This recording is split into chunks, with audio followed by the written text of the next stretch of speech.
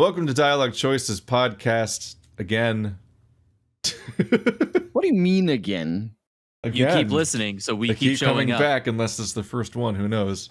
Maybe this is just one that has such an incredible thumbnail and title that they just got drawn in to finally watch one for the first time. In which case, I'm sorry for lying to you about yourself. Did we really finally come up with the best podcast ever, and it just has hundreds of thousands of views all of a sudden? This is a thing where we hang out for like 2 or 3 hours, but then like the morning after, I throw together a title and thumbnail in like 5 minutes, and I'm like, I don't remember what we talked about. Fucking here we go. It's often like one thing. It's often like one thing we talked about 2.5 hours in. So the people who click on it for the thumbnail are like really frustrated. It's like these aren't single topic podcasts. I can't make a comprehensive thumbnail.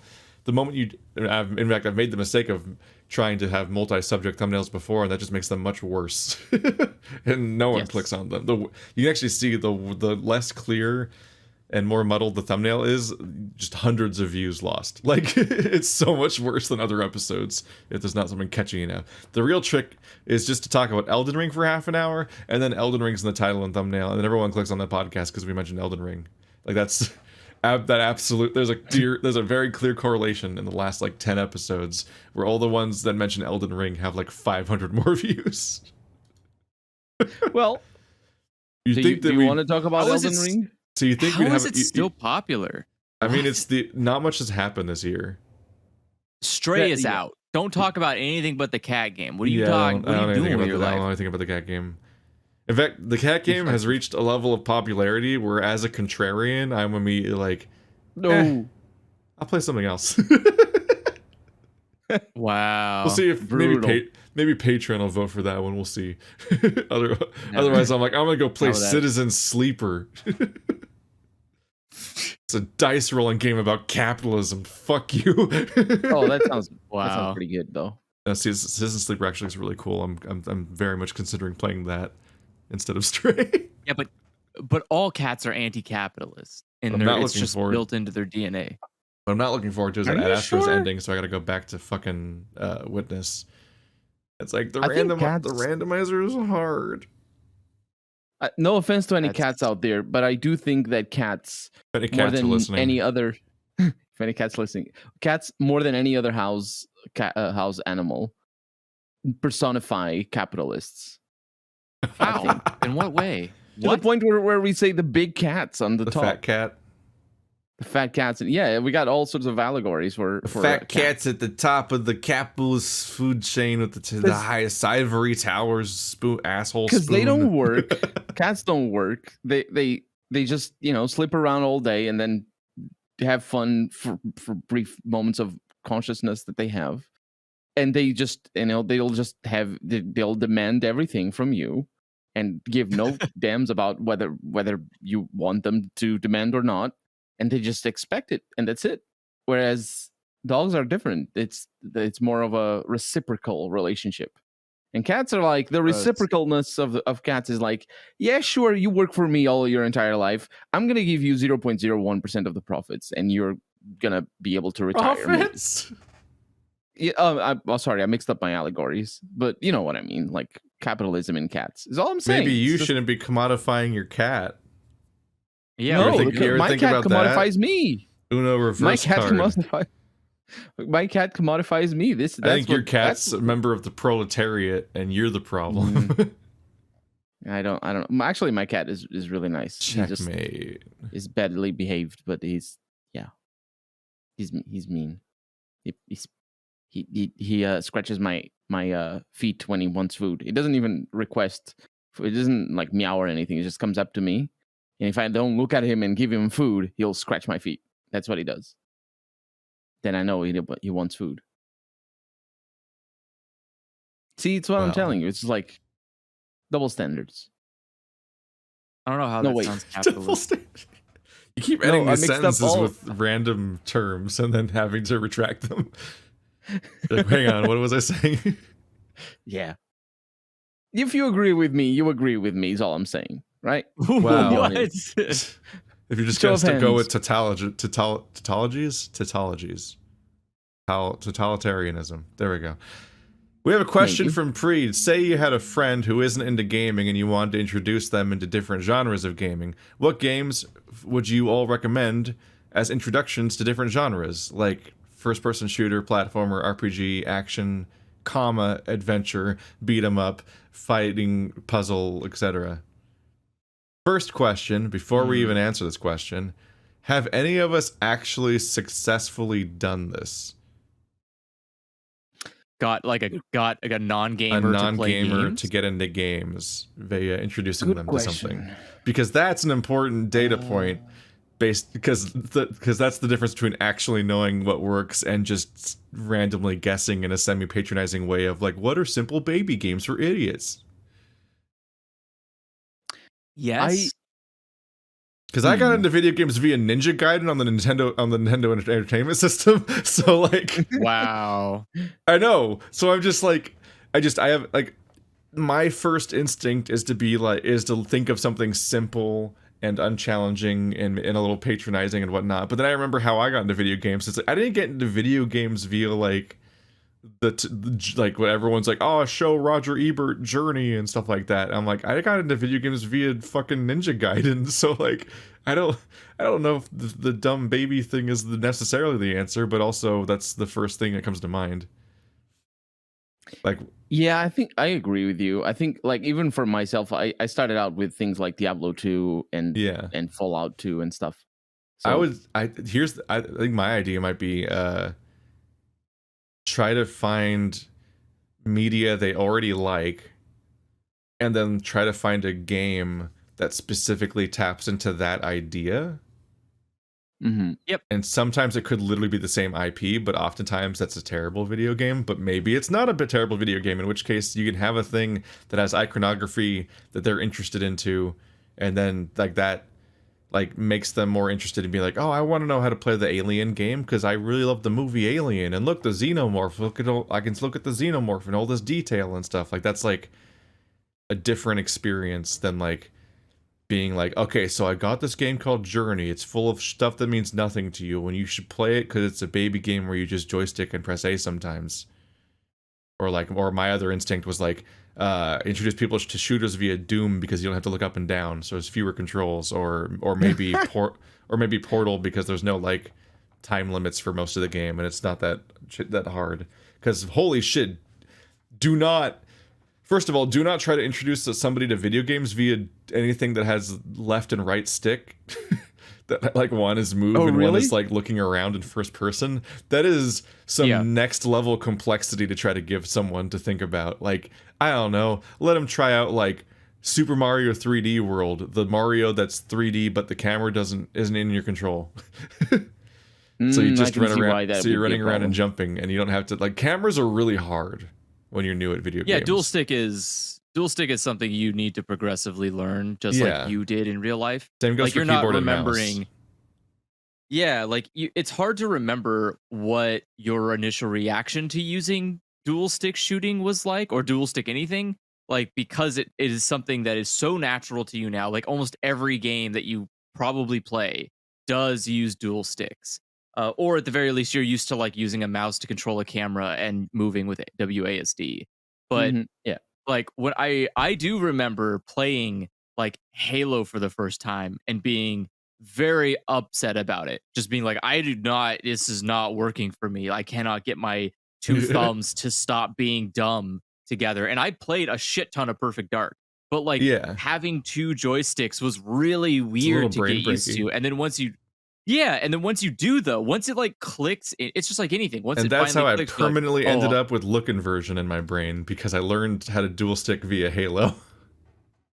And I, like a true person of intelligence, did turn that off immediately and went to regular ups and downs, because inversion is what planes do, and I is not plane, so is not do, I will not. So that is why I don't use inversion. Don't use inversion. I like it. Wait, it comes by default with inversion on? I think Halo 1 either defaulted to look inversion or it switched to look inversion when you got on a Banshee, and I made them match or something so that it wouldn't change when I got in a vehicle. That would be a nightmare. Because that was weird. I still can't control a Banshee in Halo Infinite on a computer. So, Really? I have not. Yeah, I have never. I don't understand. It's really hard to learn, specifically because the way you learn how to use vehicles in Halo games, to a large extent, is you play the campaigns, where you have time to Yeah. actually hang out in one, as opposed to like a multiplayer shooter where like every time you're in Halo, within 2 seconds of spawning, you might be in a fight already. So like, I don't know the controls to the Banshee on a keyboard and mouse at all, and I just don't get one. I'm just like, I'll just let Effie get it. He wants it anyway. Take it. I can't use it anyway. The True. I taught so I basically did the exact same thing you're talking about for getting someone to play games who's never played games before, is to take something that they are both familiar with and generally positively feeling about, and find something that is uh similar enough, or if you can find it exactly right. And so like a good example was like I had got two people to do this, both my family members. And so the first one was pretty easy because it was my mom loved playing uh Miss Pac-Man or Centipede on arcade machines. So if she was like at an arcade, then she would play one of those games. But she never played console games. Um and so the solution there was to just have her go and buy me the joystick for the Super Nintendo. And in turn, she could then play Miss Pac-Man and Centipede using a joystick on the Super Nintendo. And from there, then she would try out other games that didn't use a joystick. But it was like that initial reaction of being like, "Oh, okay, I can just do the thing I like here." And then from there you say like, "Okay, well this is fun, but like can you do other stuff with like like what other things can you do with a joystick? What other games can you play even without a joystick?" Like you suddenly start getting more interested if you want to. But like there is no like, there's no one trick that's going to get people to play video games if they don't already do it. All you can do is give them something that makes it feel comfortable to play for them so they enjoy the experience, and then hopefully that they'll want more. That's just kind of how anything works really. um and like my second person was my grandmother, getting her to play mobile games. And because she really likes going to like casinos, and so the solution is like, okay, well how about you do that on an iPad, because then you don't have to spend real Oh. money, and then you can just use, you can just get the weird Skinner box feeling but on an iPad now. um and then that turns into her playing like a bunch of puzzle games on there because she likes the she likes a lot of those kind of games, not like I Spy, but That's how kind I of turned my grandmother into a whale. now she's a big gamer. Yeah, no, she just likes puzzle games on mobile. She likes mobile puzzle games, and that's fine. That's a huge list of games. There are a lot of games you could play on mobile that are puzzle related.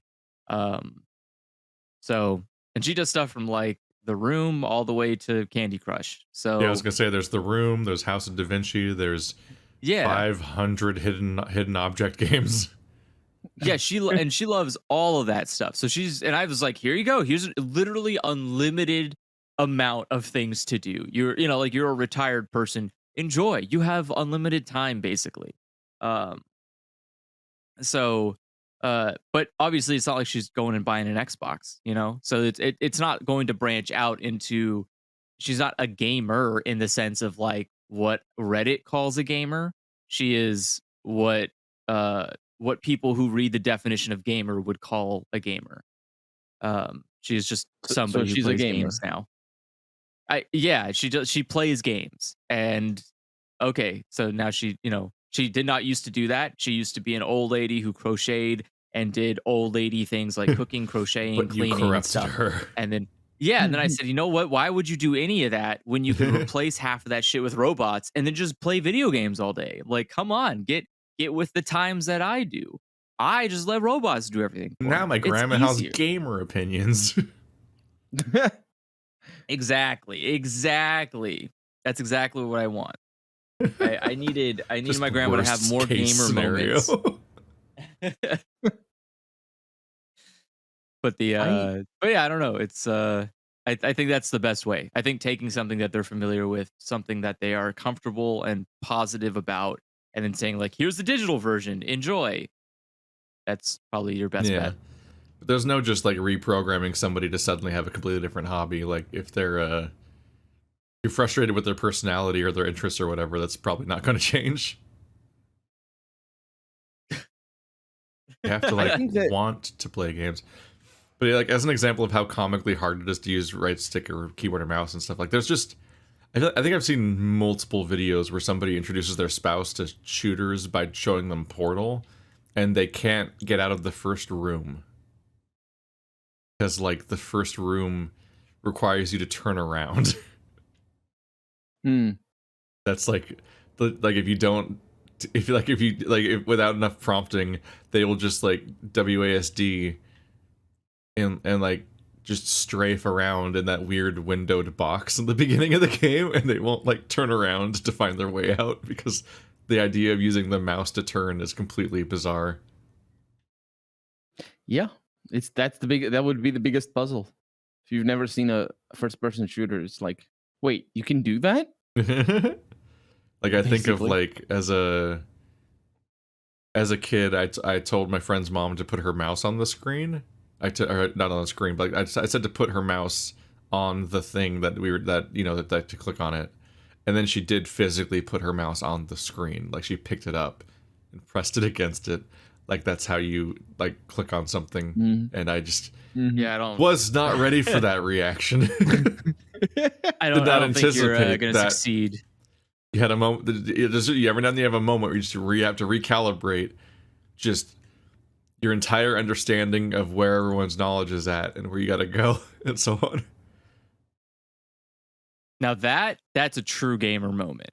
When you think outside of the box and it doesn't work, you're like, damn, never playing this game again. She was ready to like for her all those like puzzle games that have a crazy meta like aha epiphany moment, those would have been like just a normal day for her. Like that's just how she like she doesn't have all these baked in expression ideas of what even is possible, so she would just go straight to that. Yeah. I think An unstoppable force. Sorry, I've never been able to introduce anybody to gaming. I am very much of the my experience has been people leave gaming because they just don't find it appealing anymore. No, because of I me, was like, but just- damn, what the fuck? Just because they weren't real gamers anyway. Not really. Get good, not real gamers. Damn, not real gamers. Real gamers Fake keep playing after gamers. the age of 18. Yeah, No, real I think- gamers play even if they hate the game. I know Yeah. because I'm a real Especially gamer. if they hate the game. Especially, yes. You can't let the game win. That's the real game. What I think there's two things at odds when you're introducing anybody to gaming or when you're trying to keep people playing. On the one hand, it's how difficult it is, that like what you're referring to, things like even basic controls or the genre being very different. Because if you're like a puzzle gamer, you're not going to want to be playing like a mad 4X strategy game, and vice versa maybe. Well, actually, vice versa probably would work a little bit better, but don't it's know still me. like jumping genres is a problem. So genre affiliation is a thing that you have to concern yourself with, no matter if you're starting or if you're a gamer already. But on the other hand, like what kind of person are we talking about here? Because if it's somebody that doesn't have enough time in their life already for the things that they're doing, gaming is going to have to compete with those other things. Gaming is going to have to steal time away from the rest of the stuff that the person are already going to Like a whole new doing. skill they have to get invested in. Yeah. So you basically need to hook them. And for that, I think it's always a good bet to go with popular games, with games that like the Switch has the that one with Zelda. What's the Breath of the Wild one? Yeah, that's the one. And that's what I would that's what I would call, having never played it or having also not owning a Switch myself, that's the type of game that I would be like, okay, this person has never played the game. Give them a Switch with the Legend of Zelda on it, and see how they like it, because those games are designed in a way that they're easily accessible, but also they're very well received. So there's got to be something to them. They got to be at least a little bit addictive, and obviously, it being an open world game, it's that accessibility is right there. Like if you don't want that bit, go explore elsewhere. And if you don't want to fight, you don't need to fight. You can just run around. So I think a game like that would be probably something that I would pick. Funnily enough, freaking Breath of the Wild quickly introduces enemies that one-shot you. Oh, I was not aware of this. No, wait, you went in the wrong direction, Keith. You explored it wrong. No, I was in the beginning. That's the beginning in... of the game. There's just a Yeah, blue guy and he one-shots you. Yeah. I've just heard tales that apparently the way you did your Let's Play is not later the, though. I went towards the desert first, which is weird. But I mean, if I'm talking about the plateau, you're physically trapped on until you finish the tutorial and unlock the four like dungeon items, and like even on there, you start physically trapped on. God, I mean, I think that's okay though. You're basically trapped there because you don't have the. You have to use like weird exploits to get off otherwise, because you don't have the sail, so you can't survive jumping off. So you're just stuck on a plateau. I played the game like it's a video game, like as intended. I remember that's not how gamers play games. I don't know how to do the weird shield jump into space. Oh, that one. I've seen it done. I don't know. I have no idea. I was showing a friend of mine. He was like recently getting into playing Breath of the Wild. And he's like, "This is really fun." I was like, "You want to see what's really fun?" I just do the shield jump. He's like, "What the fuck?" Because your character's just so ridiculous. You're just like, wait, hold on, and go, and you just like fly away. It's like, oh. But I think it's okay for games to be difficult at the beginning. It's okay for people to be stuck with basic controls. I was stuck with basic controls about a lot of games. Some of my favorite games I was stuck, like Tomb Raider 1, for example. I didn't know how to climb up. I didn't know how to climb up a ledge. My early gaming experiences were me not figuring out games. Yeah, like I had the demo for Tomb Raider, and I never left the weird intro cave with the tiger. I was there for a little bit as well. What? I never figured out how to leave that room. I don't know what else that demo was. I just didn't see it or something. And then I just like did I think the other option of the demo was to teleport to like her house and do her like obstacle course. So I did that for a while. But like I never figured out how to get out of like the opening cave with the tiger. Like I don't know how to leave. Similarly, I think I had the Ico demo, and I never like I just ran around and hit walls with a stick and was like, wow, when he hits the walls with a stick, he bounces off. This game's so realistic. It's intense. Games will never get more realistic than this. I never met like an enemy or started the plot. I just wandered around in the opening area where nothing happens, and then for a while, and then I turned it off. Like that's how far I got in the Ico demo as a kid. I think my body was, or I think my like entire being was made for gaming. I think my oldest memory was playing on a Sega Master System, and I was playing Alec the Kid, and I was really bad at it just because I had no coordination to jump, but I knew what I was doing. I like knew to keep, I knew to keep going left or to keep going right. I knew that you needed to jump over enemies, but I just like couldn't time it right. I was just really bad at the timing. But I never struggled with that. I remember the second one was like a puzzle game. It was like some weird ice penguin puzzle game. And I remember no one could tell me how to play it. Game? Yeah, I don't remember what the hell it was called. I don't know. I don't know what the hell it was called. Penguin Land, apparently. That was the name of it. Its official name in Japan is Doki Doki Penguin Land, but in the US we don't believe in Doki Doki, so we just called it Penguin Land. What is this? So yeah, Penguin Land is. It'd be weird to call it like Heartthrob or Heartbeat Penguin Land. Like that's a confusing title. Yeah. Well, I mean that's how it is in Japan, though. Like it's not like putting Doki Doki. It doesn't have similar connotations. I guess. No, no, it's just that Western It's like how if audiences you are more translate susceptible. Jaskier's name accurately in the Witcher adaptations, his name would be Buttercup instead of Dandelion. Do it. Yeah, but I Yeah, think that's a see, problem with don't- English though. And Buttercup has Buttercup, baggage, yeah. the name. Nah, you just have don't let languages win. You can't let the language win. You got to go with your heart. You got to go with how you feel. I mean, they couldn't And if even you let wanna they wouldn't even call- let him be named. They wouldn't even let him be named fucking Dandelion in the Netflix show. They just named him Jaskier. That's what I'm saying. Is like that's because people let languages win. You can't do that. You just got to show up and say, no, actually, that's not what that means anymore. This is what it means. And you just Andrew, got you're to take it away. You just use the translator notes. Like, video and games can't have translator notes. People don't even want to know what a translator is. Okay, it's like Jaskier means cat plan. owners. Either Yeah, way, it's- Penguin Land, pretty hard. But I did it pretty okay as a kid. I got at We're all very least to proud of level you. 3, which is Out of impressive 10. because I was like 4 years old and completely stupid. I would still put dirt in my mouth, but I could beat Penguin Land. So clearly, I was made for gaming.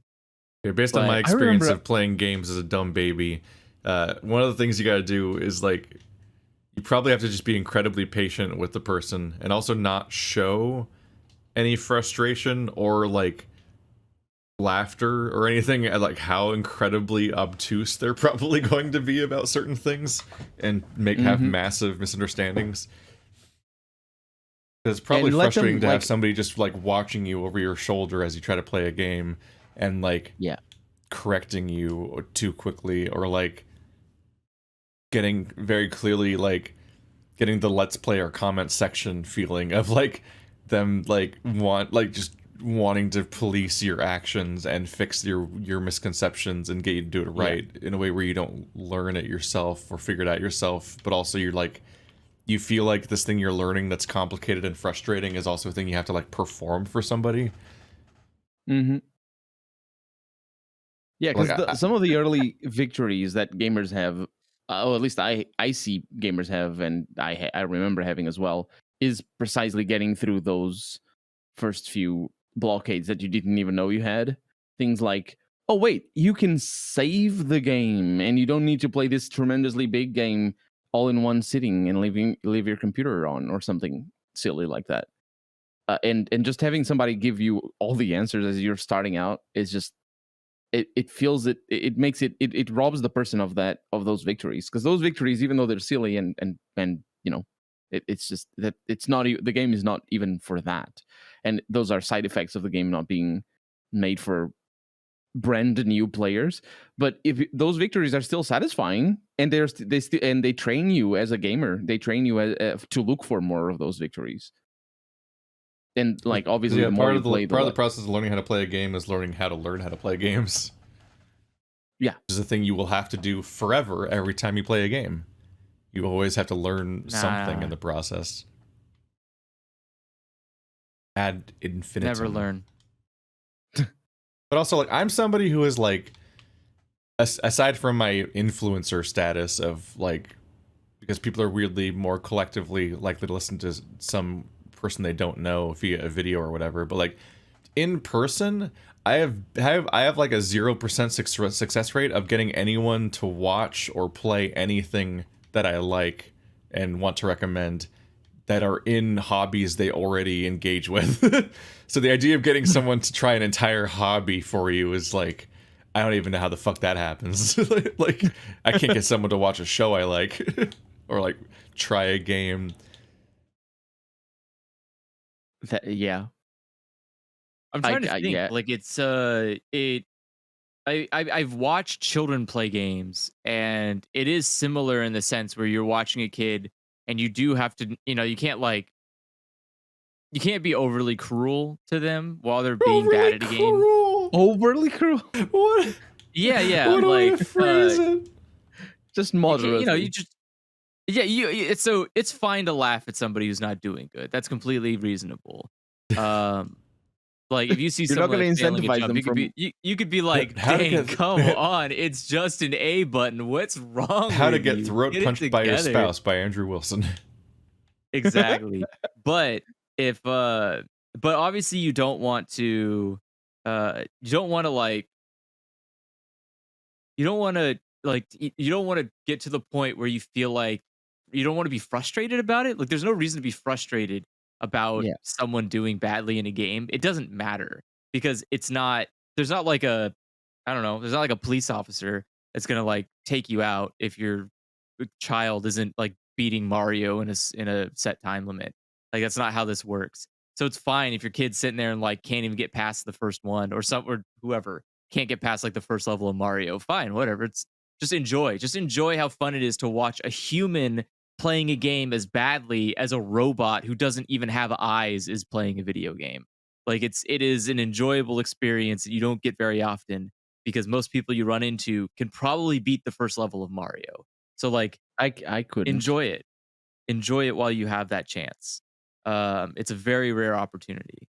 Like, have you ever seen those videos of the AI learning how to play Mario? And it's just No. like it All of is them so jumping fun off to cliffs watch all it. the time. Yeah, it all it's doing is literally going like, that's a thing. What if I run into it? Okay, that didn't do very well. Okay, but what if I run into it faster? Nope, that didn't do it. What if I run into it and jump right before it? Okay. There's another enemy. Let's run directly into it. It's like it's just watching a computer slowly like ram its head against the wall hundreds of times just so it can finally like I did it. I beat one level of Mario and like me as a kid going, "Wow, you suck." Like it's just it's great. It's so much fun. And it's crazy to watch it. Like then you watch it without any of the failures and you're like, "Damn, this is a very tight run of Mario. Like this person knows exactly when to jump, exactly when to do stuff. Like it's really clean." Which of these Um squares contain crosswalks? exactly. So, no, it I don't know. I look at gaming like you would at like a board game.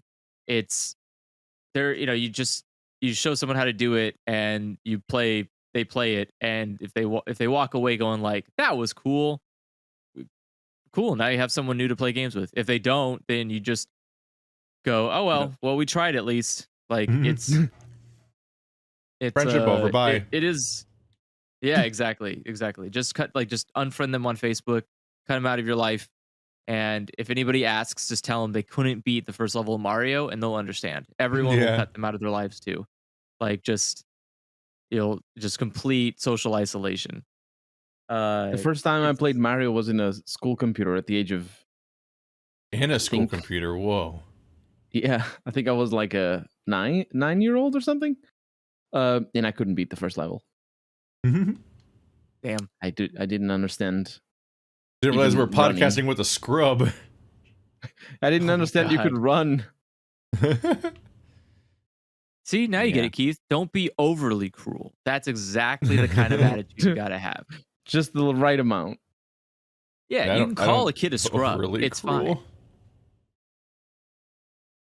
But that's the thing, though. It's like people regularly don't beat video games. Like that's not what video games are for. What the Video games are meant. fuck? Sorry. I What? It's just- What? Just So I'm playing Monster Hunter Rise. And I think this person's cat is Sonic the Hedgehog. Like not just like blue, but like there must have been a Sonic the Hedgehog event because he's like spin dashing and stuff, and I'm like, what the fuck? This is creeping me out. I don't like seeing Sonic in Monster Hunter. It's really unnerving. It looks like the I movie can Sonic. It's distressing. But I wasn't ready for this at all. I have to Google this when I'm which not movie fighting a Sonic? monster. The new one, the current one. Oh dang. the It's original not, one it's is not the Ugly real one. Sonic. That'd be Didn't they- so good. Didn't they remake Ugly Sonic in Chippendales movie? I don't know. What? I think there's a new Chippendales movie and they have Ugly Sonic in it. Yeah. There's, like, a Ugly bunch of Sonic fan is in art the of it. Chip and Dale thing. Let's see. That's still a What I weird was saying name is for a that- children's show because of what Chippendale dancers are. Oh God.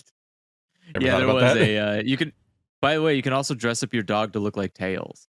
Um Look I like don't know. tails. Ah, shit. yeah. Yeah, so in Monster Hunter Rise, your cat can look like Sonic and your dog can look like Tails. Um and you can dress like Sonic too if you wanted to. I don't know if the armor's any good, but yeah. So there was a collaboration between the two franchises back in November of last year. Stressing. Sounds like a good time. Making these Yeah, things. it's Corporations. that's Corporations are it's making fine. these things. Yeah, you gotta collaborate. It's a intercorporate. There's a external corporate collaboration event It's to not bring in collaboration if it's outstanding. just the IPs. It's synergy. Different. It's just the IPs.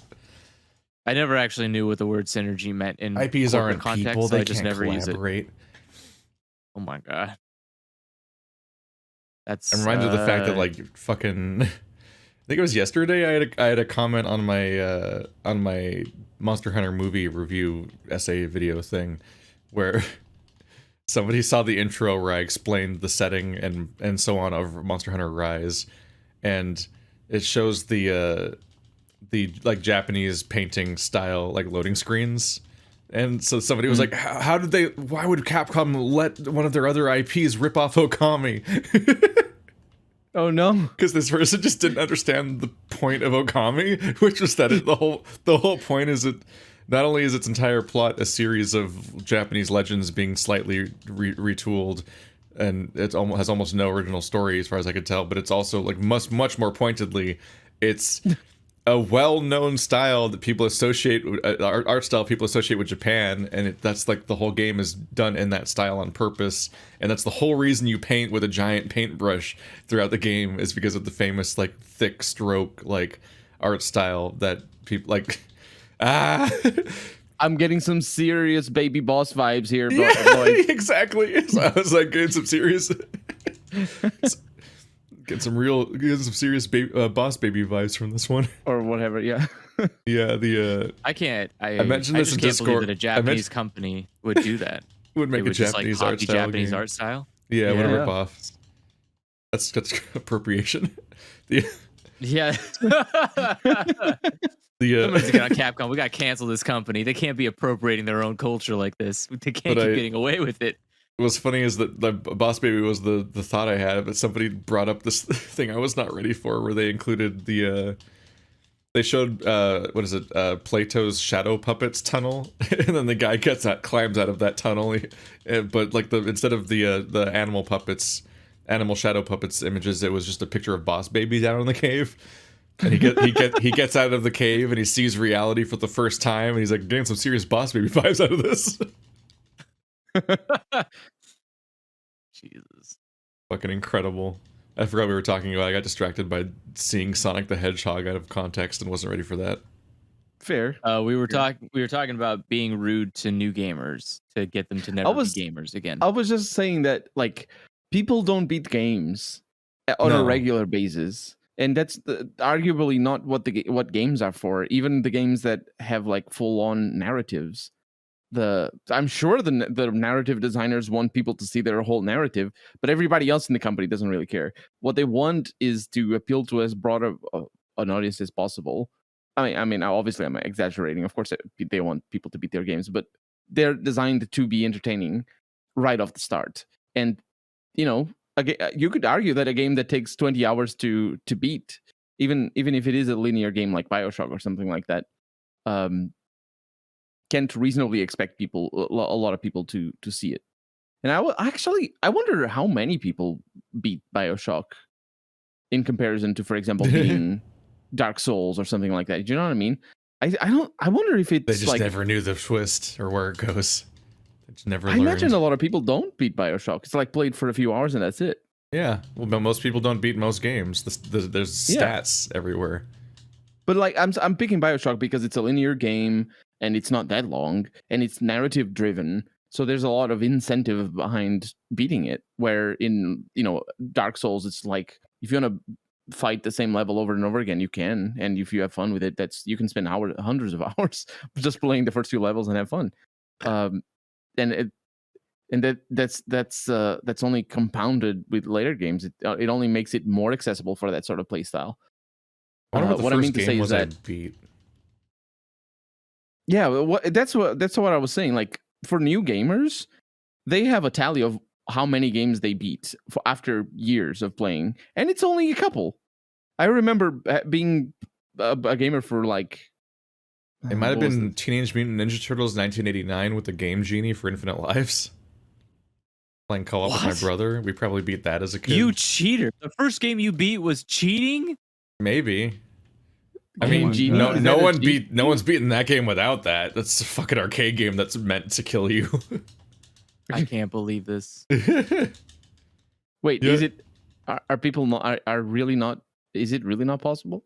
Or I mean, it's not. It General- is. You games, just have to. coin op games are not designed for you to beat them on one coin. That's a bad design for the monetary practice. Yeah, Typically, fair. a lot of them are like level 2 or 3 gets comically hard.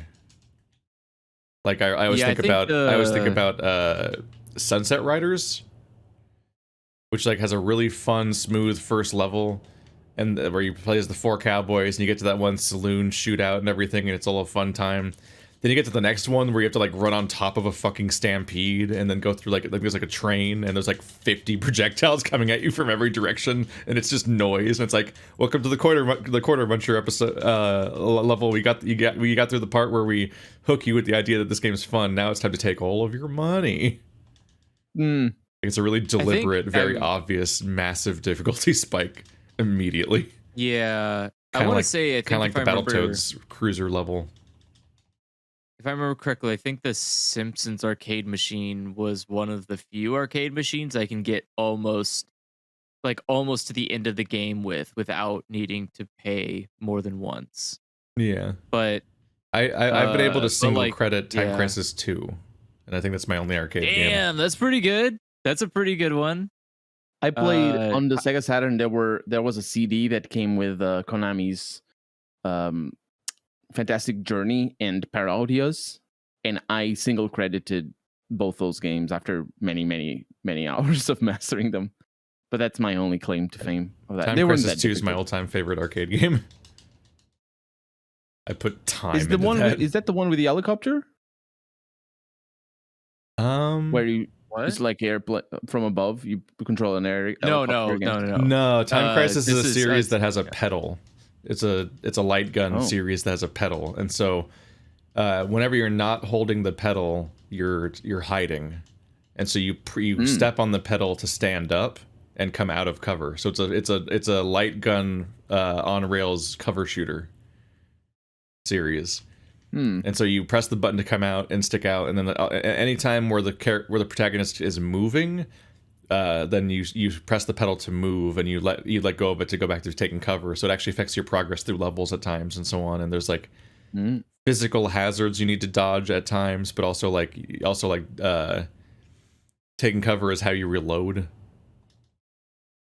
It's a relatively straightforward, neat control scheme and all that. It's a very fun campaign to play through, and it's also the first game was single player, I think, but the second game is 2-player co-op. Player 2 is named, player 1 is named Keith, but I always play player 2 because he was blue, and you can see the other player in the game because the two perspectives actually take different routes through the campaign. Like you never get full on split off from each other the way that you do in like Gears of War or whatever. Like, generally speaking, the game has to be playable in single-player mode from either perspective, so you can always see every enemy, basically.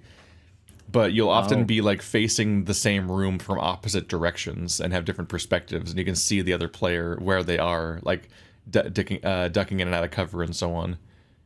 It's, like, a neat, like, co-op cover shooter on rails thing that's just, like, a... kind of still, like, a singular and unique series. Like, I don't know if it's ever been done outside of that specific series, so it has like its own unique identity in a cool way that I think has been maintained. Time Crisis 3 is fine, but Time Crisis 2 is like perfect. Did you go back to play it to confirm that it was perfect? I played it over the course of like 15 years. then I I think haven't yes. played it in like the last 8 years probably though, because I haven't been in an arcade. I was But I it's a was good one. I find. went once to an arcade. I didn't do very well. I played a Moto GP kind of game on those big motorbikes that were big for me. Or I mean, they weren't big for me. They looked big, but because I was a kid. And I don't remember what game it was. I think it was like Angon or something like that. And I played Streets of Rage, and then I got my.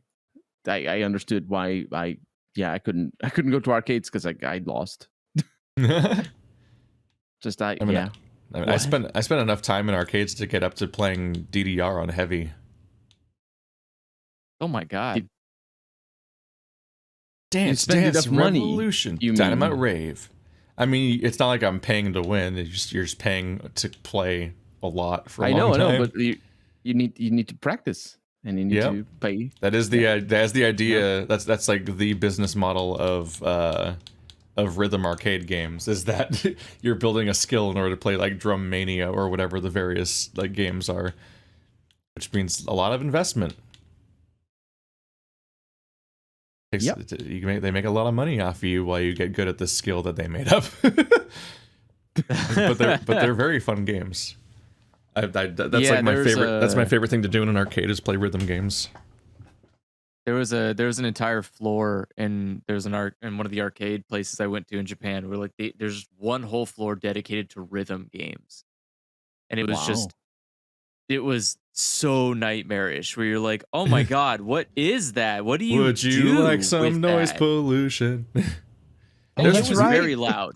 There are weird ones in Japan, like the one that's a grid of squares that you press, and the one that's a weird. There's a weird like disc, like you're inside of a circular thing, and you're pressing like up and down and left and right with your hands and stuff. And I'm like, what is? I don't understand. I'm really confused. There was one.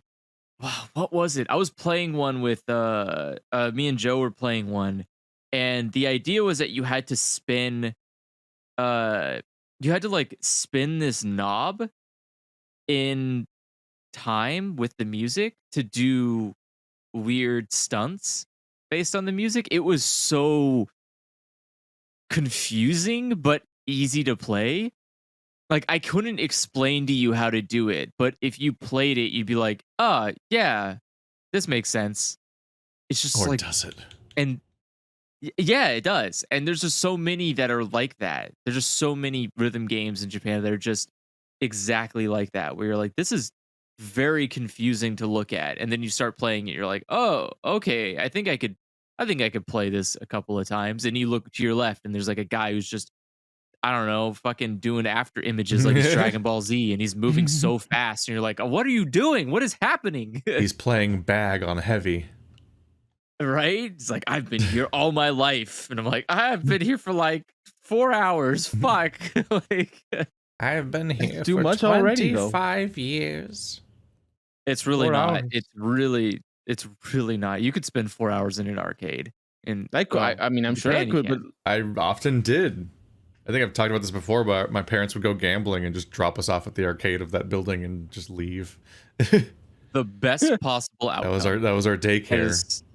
Put a lot of time in Dungeons and Dragons Chronicles of Mystara.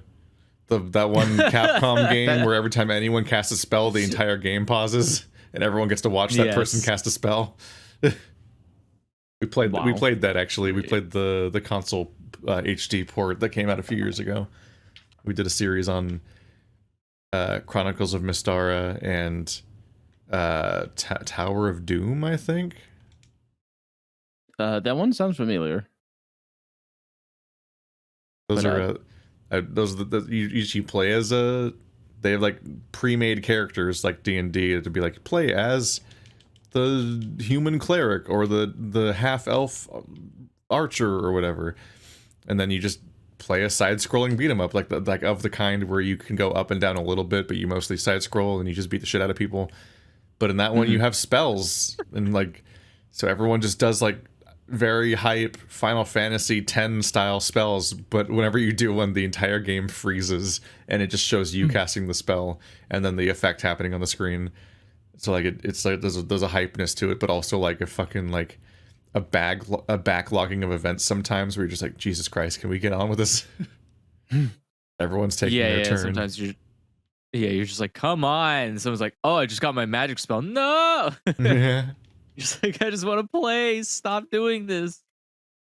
Or the Play as a barbarian. The House of the Dead 2 and 3 were always great, and what is it? The Alien versus Predator arcade game, featuring not Sigourney, like an incredibly anime, not even slightly resembling Sigourney Weaver, and Ripley, and then a kind of Arnold Schwarzenegger. Like, you could at least tell one of them was kind of Arnold Schwarzenegger, even though I think he might have had a mech arm or something. But the anime lady doesn't even slightly resemble Ripley. It's so far off. And then, of course, Die Hard Arcade, which was just not a Die Hard game. Die Hard. That one was good. It's called Dynamite Cop if you play it in a different localization. But that game was fucking rad. It was pretty good. Yeah, it was. It was shorter than it should be, unfortunately. I really miss arcades. I think it's really sad that the Cowboy of Moo Mesa arcade game. Oh my! I learned Die Hard Arcade on a demo disc for the Sega Saturn, and by the time I ended up getting it, I just beat it in like one afternoon, no problem. Yep, that's arcade games. Yeah, like when you play Fighting Force, and you're like, this game's like 90 minutes long. Or the Bouncer. That one. What if Kingdom Hearts was an hour and a half long? Let's go. It would have been better, because the plot of Kingdom Hearts is incomprehensible. You can tell the plot of Kingdom Hearts in an hour and a half, mainly because the entire middle part of the game doesn't have any story. Oh. There's the intro part on the island. And then there's the part where a bunch of Disney shit happens for 30 hours, and then there's the ending where plot happens again. Like, the entire middle part with Disney shit is just like, go to a weird Disney planet, resolve that Disney planet's plot, move on to another one. And my understanding, because I haven't played past the first game, but my understanding is that's largely still true of the franchise, is that the bulk of every game is spent just wasting your time with Disney shit that has nothing to do with the story and mostly does not tie in ever. Like, that's just how they do the story of those games. It's a trip. Wow. They're really lying when they sell it as it's Final Fantasy meets Disney. It's Final Fantasy featuring a lot of Disney. Yeah, it's not really a lie. It just is that way. It doesn't not have Disney.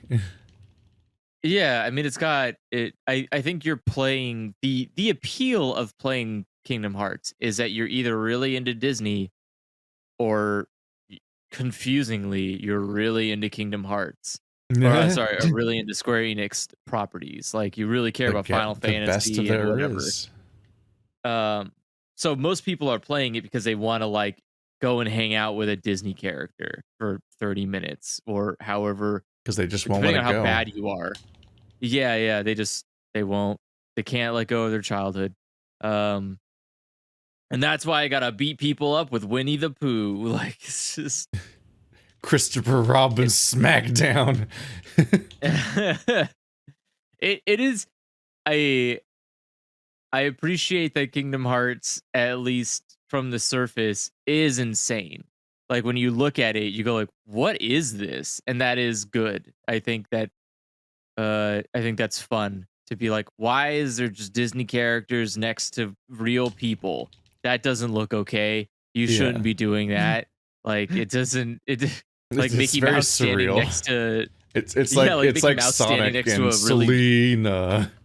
Yeah, it's exactly. And you're like, these characters don't match at all. Yeah, where you're like, okay, I get Robotnik because, like, I guess he's human, maybe, but what are these people doing here? You gotta go. Like, I like how Robotnik also doesn't look like a human from the universe of that game. Yeah, it's just only makes it more confusing when you see the other humans. You're like, what is Robotnik then? It's just. It's weird, but yeah. So that's like those kind of things. You're like, what is this? Is such a weird decision, but I don't know. I would like to say that I don't think anybody, except for people who really feel like they have to, I don't think that anybody takes the Kingdom Hearts plot seriously. I don't Are you think both the sure? creators, I don't I think the think creators take it seriously. I don't think like the average player takes it seriously. I think the only people who take Kingdom Hearts plot serious enough to try to like snap their poor fragile necks to make it work are people who are like weirdly have to justify why they're playing this silly game. Like someone just like, it's not dumb to play Kingdom Hearts because it actually has an intriguing lore about darkness and how it's all inside of all of us, and we have to be careful or we'll succumb the to the power of darkness. friendship. That's a the plot bad of moral. That is Original bad. story, do not steal. That doesn't make it better that it has that moral. It makes it worse. like the literal plot of Kingdom Hearts 1 is it's like don't open Randian doors. logic. Yeah. Yeah, it's like the plot of Kingdom Hearts 1 is literally don't open doors to other universes when that you find in caves because bad people might be behind them. And like that's the entire lesson to learn. But I and find it so, very like, telling that I've listened to 3 different YouTubers, I think, summarize the Kingdom Hearts franchise as like that story. And it's very telling that none of them mention any Disney characters besides Donald, Goofy, and Mickey. Everyone else in a franchise about interacting with Disney characters, they don't mention any of them when they summarize the plot because it just doesn't matter. It's just filler. Yeah. It's just wacky adventures that Sora goes on first in the middle. The Disney stuff is all like to hook you in. Like if any plot it's happens, it's like- because like fucking Riku shows up suddenly, and now the plot is happening separately from the plot of that Disney world. Yeah, it is that you say that now that I think about that. It probably would just be better to say that Kingdom Hearts is just Naruto. The idea is that you're trying to get your really emo looking friend to come be your friend again after he doesn't want to be your friend, and then you find out that he's like doing this because there's actually an even evil out there that he's trying to take down, but he doesn't want to have his friends get hurt while he does it or whatever. And you're just like, oh okay. And then something about like apparently Keyblade Wars happen. I don't know. Look, Sora's like a 15-year-old kid. I don't think you should be drafting 15-year-olds to fight in wars or whatever, but sure, I guess. Have fun with it. It's Disney, right? Disney characters going to war all the time. War is a very Yeah. prominent thing in Disney shows. Yeah, Disney loves war. It's I'm starting to understand why they didn't integrate it with the plot. yeah, it is weird that they didn't want like the Lion King taking place in the middle of a war.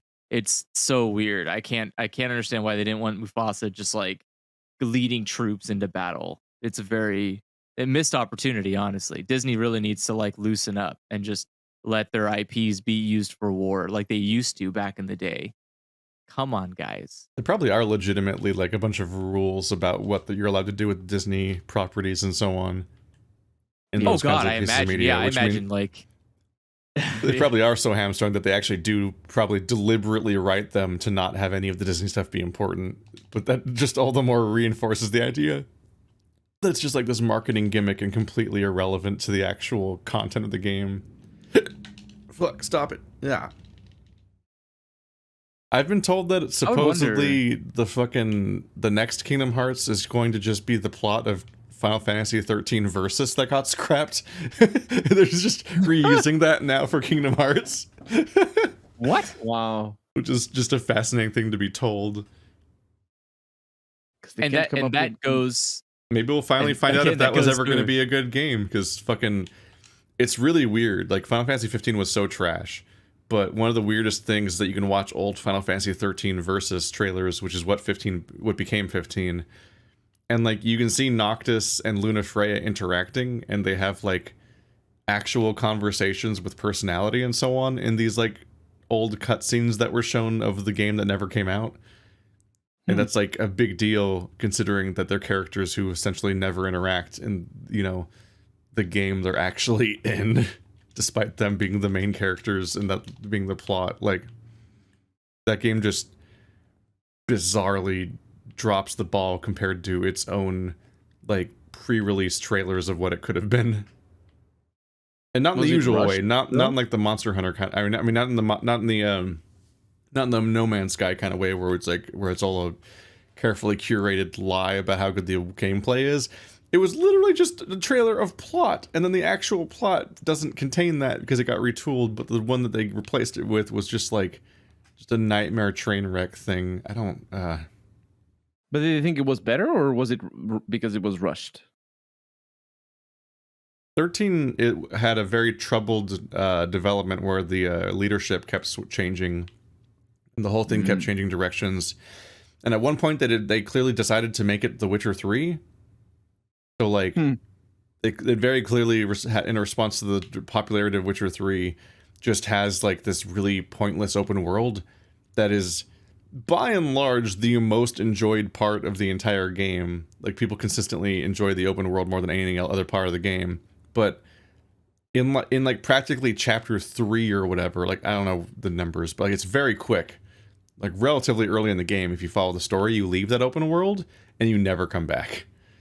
So for the rest of the game, at various save points, they give you like the ability to like take a nap and dream of your past, and you can like retcon more stuff as having happened in the open world. Like you can go back to that open world even though the story never will, and like add more that happened while you were there, essentially. Like that's their way of compromising the fact that like the entire game was a linear hallway, but there's a gargantuan open world suddenly at the beginning, which is a little bit like The Last of Us Part 2, but way worse handled.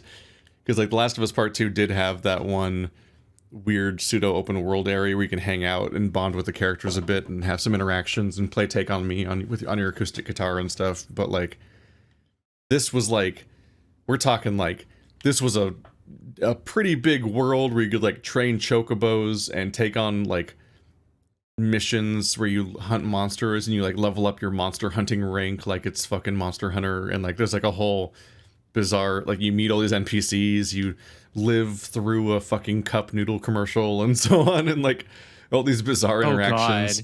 Entire systems built around the idea of you driving around in this flying car that is whose iconography is farmed to the point where you can get that very same flying car in Final Fantasy 14 and so on in a Noctis quest, like, and like all these like extended BioWare style conversations between your party members as you're roaming. Like every time you get in that car and you drive and you commute from one objective to another on that open world, like they start chatting each other up and having these like conversations that like flesh out the characters, and like were honestly the most appealing part of the game were just the dynamic between these three characters. But the main story has none of that. And if you just play the main story, you like immediately leave this open world behind after only a few hours, and then just suffer through this hyperlinear, horribly handled story. Like it's just, the entire story of Final Fantasy 14 from the ground up is horrible, just all the way through. And the only way you come away with any good feelings is because you fixate more on that open world and the main characters interacting and being charming with each other and so on. Because the actual plot is just utterly abysmal, and it's agony to play through. Like, I remember the fucking I think it was the Tempest boss fight or whatever. Whatever, they reused the same Aeons / Eidolons / icons over and over and over and over and over again in this franchise, and they keep calling them new things, but it's the summons like Ifrit and whatnot, and Shiva and so on. Are those bosses or companions? They're both or both. Yeah. Yeah. They're not companions, like they're not characters, but They're like in Final Fantasy 15, the whole point. In Final Fantasy 10, the whole point is that like Yuna is a summoner, so she summons. Over the course of the game, she learns of these various summons that are these gods she can summon in battle and so on, which are those characters, those like deities or beings. And in Final Fantasy 14, each one of them is like correlated with a particular beast tribe or culture, and like in times of bad, they tend to conjure those deities and so on. You say times of bad, but it's basically Yeah, when people are colonizing their village and they are Yeah. really about to get wiped out, they summon a god, which then justifies wiping them out. Yeah, that's the feedback loop in 14. And in 15, I actually forget why you're even dealing with each of them, but there was a series of I feel like it was like some shit about like proving Noctis's worth or like unlocking his yeah, princeness or something. it was something to do with like the power that his I don't like his bloodline or something. Like whatever, something about his like him being a king required him to like slay these certain monsters to unlock the power to be the king or whatever is what his dad wanted him to do. Is like go Yeah. take a road trip with your bros and come back as a man. But like Basically. there's some city that you wipe out by summoning this like water one that's like called Tempest or something along the lines of that. And that boss fight is so completely devoid of mechanics that you just kind of like float in the air and press attack buttons. What? And you just kind of like fly at him and keep hitting him. And like there's no mechanics. So there's not really like things to dodge or like a resource to manage or like any kind of like back and forth dynamic. You kind of just keep button mashing for a very long time until eventually, right when you're hitting, right when you're like, I can't even say right when, well past the point where you've hit the thing where you're questioning whether you're even doing the right thing or not, or if you're missing something about the game, he just suddenly dies and the fight ends. You're like, oh, I guess I was doing it. And like, I know multiple people that have all reported this exact same feeling where they all get to that part of the game and they're just completely baffled by what the game even wants from them in this supposed boss fight or if they're even doing it right. And I know one person who just turned it off. They just quit. They just like, nope, Damn. fuck this game, I'm out. And they never came back in the middle of that boss fight. And that's not even the real winner right there. That's not even the famous bad part of the game, because the famous bad part of the game is the infinite hallway part where the guy keeps taunting you and your party members are gone and the gameplay is like nothing and it's just really tedious and boring. And it's just Wow. I can't believe that game existed. It's like the veil. It's like the veil in Dragon Age, but it sounds worse. Yes. Actually, I like Sounds the to me veil. like The it always veil sounds has to me like this is narrative the problem. purpose. Yeah. Does it though? In Dragon Age, hey, of course, pretty important. I think it's kind of missing in Dragon Age 2. That it should be there to give some context to some of the stuff that happens. Yeah, I think people don't like it when you put them in like a samey kind of tedious place to look at or whatever and do a combat gauntlet for a bit or something. Mm-hmm. But like the veil is very narratively important to Dragon Age as a franchise. Yeah. I think I'm trying to remember because BioWare has that idea a couple of times before Dragon Age. Well, at least one time before Dragon Age, because Baldur's Gate 2 has a similar situation where for a couple of occasions the whole team is removed from you. I think Baldur's Gate 1 does the same thing, but it's a little bit different because it's just a dream. And the thing with Baldur's Gate 2 is that it adds mechanics in when your party is removed. So what you're really playing through is not really a gauntlet; it's more a tutorial for this new mechanic that you have, and then you keep that mechanic for the rest of the game. So now you know what to deal with it. But yeah, it's just removing. What's the word? What's the word for like your own power? The thing that you do. It's called agency. That's the one. Removing agency from the player is always a very, very tricky thing to do. And removing them from their party or removing their inventory, forcing them to use this particular weapon to kill the Serpent King. It's always a bad idea, I feel. So yeah, I'm if people don't understandably like always very bad. Like that is a very good indication I won't like something. Is if a game does that. It's like, oh, yeah. I particularly don't like it when games remove my armor, because then I don't remember what I had, because of course I don't. Your itemization is irrelevant. Oh, I hate ever having to put my gear back on and being like, oh fuck, what did I have? Yeah. I just take a photo that with it. seems of it. It with seems my really phone. rough that it wouldn't just put back on what you were wearing. That seems really unnecessary. Sometimes games do that. It's very Oh, rare, I believe though. it. I believe it. I've played a lot of bad games in my life. I'm just saying to not have that as a thought is Yeah. alarming. Like how you could possibly get to a point where you're like, oh yeah, I guess people might want to keep the armor that they had on and don't remember it. Like, Oh Something that no, my happens. I don't know. my KOTOR ship got kidnapped. Something that happens Uh, in. Oh yeah, that's yeah. Now you gotta KOTOR. pull my Oh yeah, clothes KOTOR back on. absolutely. KOTOR absolutely removes your armor and your team a couple of times. Yep. I wasn't even thinking about that. Or that Something. there's even a quest line in Elden Ring where it's like, now take off all of your clothes, and I'm like, all right, I was thinking of that. gonna Didn't have like to that. remember what my pants and what my head and what my shirt and what every Mhm. single item was, and I have to remember where they were in this giant fucking menu of gear. It's so much gear. Help. And you have a half of it even because you missed a bunch. It's the Elden Ring inventory was so much to navigate through. Yeah. It's so much. It doesn't need to be this much. Ah. Mm-hmm. says you, No, it doesn't. obviously. Obviously it needs to, because that's why people like the game so much. There's something that happens over and over again in Fallout 2 where, speaking of removing agency from the player, where it becomes kind of like you can tell it's going to happen. The quests are designed in the way that, like, they're vignettes sort of thing. So you meet this character, and this character is like, okay, I have this issue and I need your help, right? And then you can accept, or you can ask questions, or you can say no. And if you accept, very often, not all the time, but like maybe 20% of the time, when you accept a quest like that, that character takes you with them to the place that the quest is going to happen, or where the next part of the quest is going to happen. And the game just fades to black and fades in that place. And I hated that.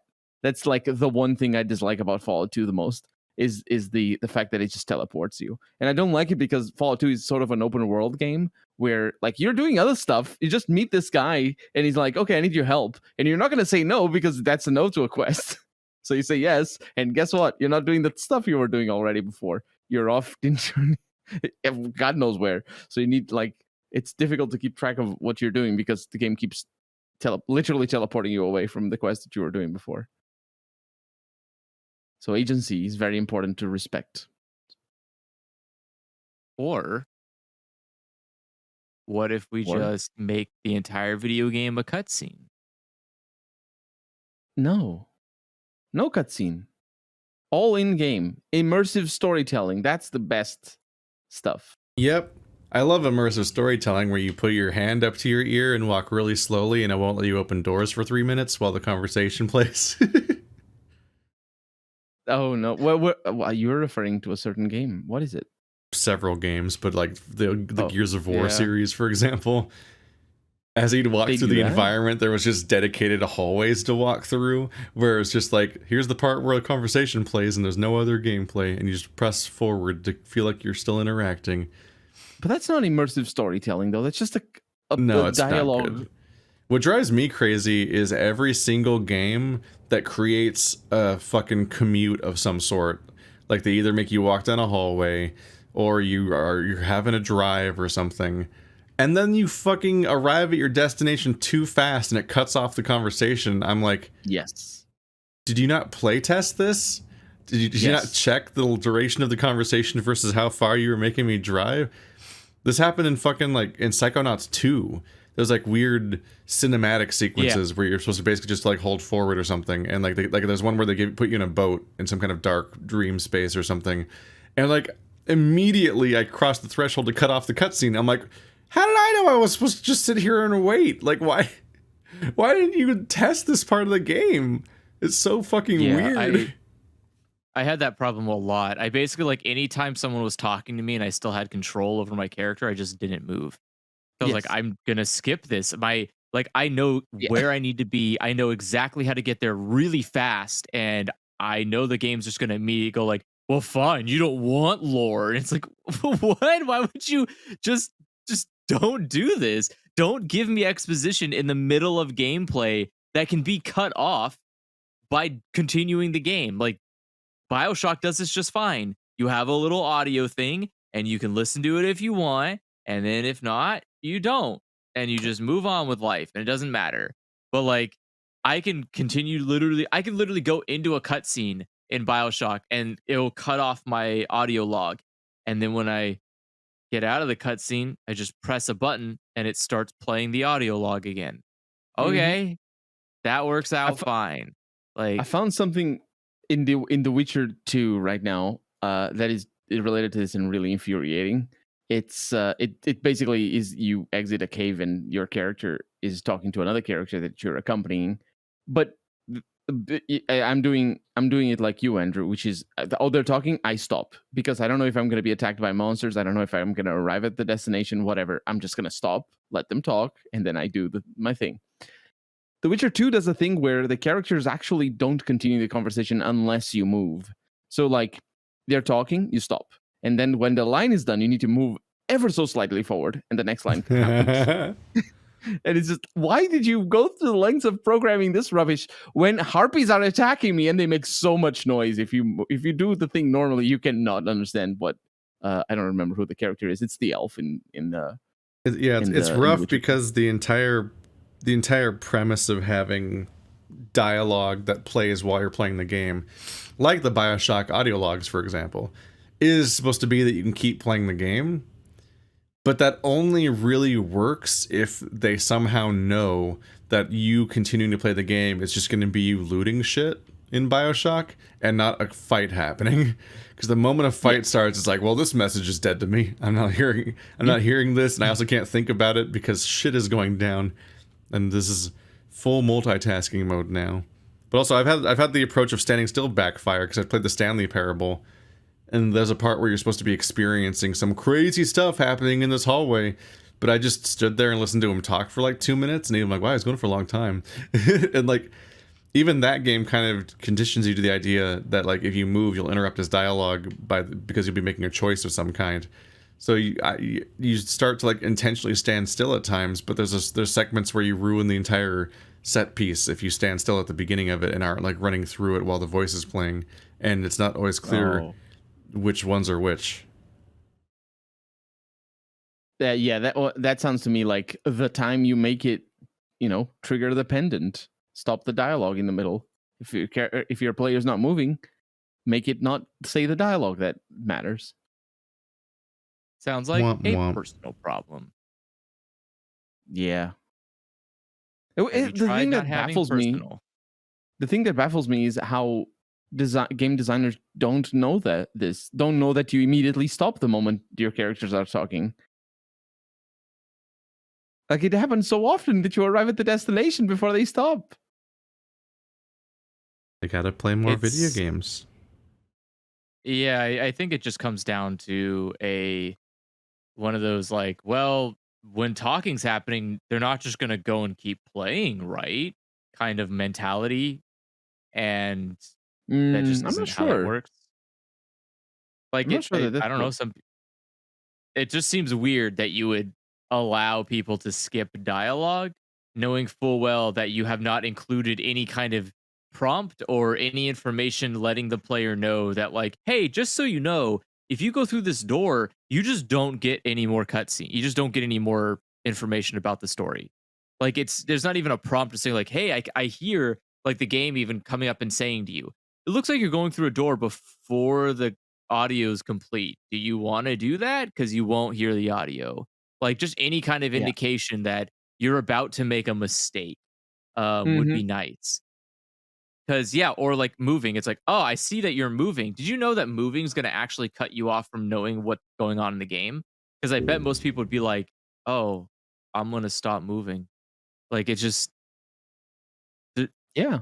it's weird. It's weird to assume a player will know exactly what to do in order to not fuck things up, because the game often just fucks up with me not doing anything for it. So why would I think that the opposite would be true?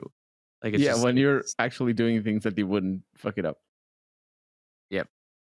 But video games are weird. It's just it's like movies. Sometimes movies will have in movie translations. Like sometimes they'll say like that sign says bananas, and then other times it won't. And you're like, what justifies what gets translated? Like it's Oh very yeah, weird. what matters to the plot? Yeah, that's a good point. Actually, it's so obvious. Yeah, like someone will walk past a store and like, I don't know what the fuck that store was. And then they'll like look at an item and it says like banana. And you're like, what? Well, why did you tell me that's a banana? Why didn't you tell me what the hell that store was? What is wrong with you? Like Mhm. this is the only time that context matters. Like it's weird. And but there's no rule for it. It's not like someone's gonna be like, you did you broke the rules. It's just like, it's cheaper to do that. Now I don't have to pay some guy to write banana store on the outside of this building, and I just wait until the character picks up a banana and then just write banana. Easy. But even when even if you do it all in CGI and without subtitles, it's still blatant that some things are translated and others not. Unless you translate the whole thing, it's always going to be. Yeah. All I can say is I feel really bad for people that are hard of hearing because they are Things, yeah. they're probably the least respected people next to like second to blind people in this world. Like they're just like so completely fucked. I pretty much watch everything with subtitles on. And whether it's in my language or not, I watch it with subtitles on because one, the art of audio engineering is dead. Like it's gone. I don't know where it went. I don't know what happened, but it is fucking dead because everything I watch, it is hard as fuck to hear people half the time. Where I'm just like, what did you say? Could you like speak up? All I can hear is music. I didn't know I was listening to a concert. Please turn your fucking music down. It's not that good. Like, I'm not gonna buy your CD. Just chill out. And so I'll listen to I'll just have the subtitles so I can hear what these people are saying. And so many subtitles are just completely fucked. It is even worse if you're watching something and it's not it's a foreign film. Like Netflix is fucking abysmal about this. They put the subtitles based on the English dub. They don't put subtitles based on a translation of the fucking version you're watching. So like we watched a movie the other night, and there's like oftentimes when I've seen them, it's there. You just have to check. You have to check, and there's like two different English options. Yeah. So so sometimes they do that, and sometimes they don't, which means you're stuck with whatever the English one is. And we watched one. We were watching I remember Squid Game. People were really mad at the subtitles, but they were watching the subtitles of the English dub, which was optional. Yeah. We were watching some kind of like Korean horror film, and it only had the option for the dub. There was no other option for subtitles. Because we had this problem with. We also had the same problem with the first episode of Squid Games. I was like, "Yo, I don't know Korean, but this seems fucked. Like these subtitles are super fucky." And then we looked and we're like, "Oh, there's two apparently." But there was what's it called? We were watching this one, and like at one point they just straight up add dialogue. Like not like no one's saying anything. I can't hear anything, but the text is just having more things happen. And I'm like, what is this? Who is talking right now? I don't know who's talking. Like it's just off camera, right? They add it's off camera. It's just showing a picture of clouds and someone's saying something, but no one's actually saying anything. Like the text is going by and adding all these words, and no one's saying. And so I'm like, who's talking right now? Is it this character? This character? I don't know because it's not. It doesn't put the person's name in front of it. I just assumably as a deaf person who can't literally see anything on the screen, there's no indication of who the fuck's talking. Just have to assume who's talking here. I just have to like parse through the nuance of white subtitle text of who the fuck is talking. Like it's so bad. Subtitles are just not good. And this made sense during like I think this made a lot more sense during closed caption times in like the 1980s, when the best you could do is have really shitty like white words, like this like machine text going over your CRT TV. All right, I'll forgive that those may not be good. It's based on whatever, your broadcasting network had for the the script or whatever, and they put it into the computer. Okay, fine. It's shit because some guy didn't get paid enough to do it very well. But there's no reason why we've kept that the same forever. There's no reason why we've just decided to say like, you know what? Let's just keep doing that. It was really garbage back then, but I think it should be better now because people are just going to accept garbage now, I guess, or something. I don't know. It just like subtitles are shit. Subtitles are fucking garbage and they need to be changed. Like they need some kind of better formatting. They need to be more specific about people that are communicating and talking. I'll be honest with you. I wish that there are two options for subtitles. One is like I just want just talking only and full subtitles because I really really dislike audio subtitles. I hate when it's like bombastic music.